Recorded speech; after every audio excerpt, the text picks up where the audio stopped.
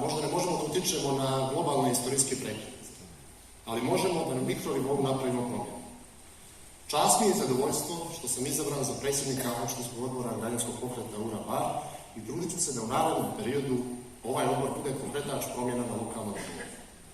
Ciljevi građanskog pokreta URA-Bar su da u narednom 4-godišnjem periodu aktivno učestvuje u donošenju odluka i da dovede do realizacije zelenog plana oporavka, Evropske povelje o lokalnoj samoupravi i novog modela upravljanja barom, koji bi u suštini trebalo da predstavlja reorganizaciju same opštine.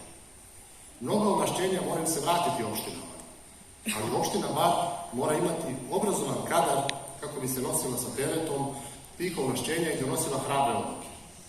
Najteže je promijeniti navike, a taj proces počinje od porodice i obrazovnog sistema. Na primjer, ukoliko bi svako od nas selektivno odlagao otpad ili kompostirao organski otpad, uspjeli bismo da sačuvamo nekih 30 do 60% količine otpada koji se trenutno odlaže na moždari, a istovremeno obezbedili novi resurs za privredu i poljoprivredu. Iz iskustva sa pripremom i sprovođenjem projekata koje finansira Evropska unija, tvrdim da Bar može da iskoristi značajna sredstva iz pretpristupnih fondova, a kasnije i sredstva iz strukturnih fondova Evropske unije.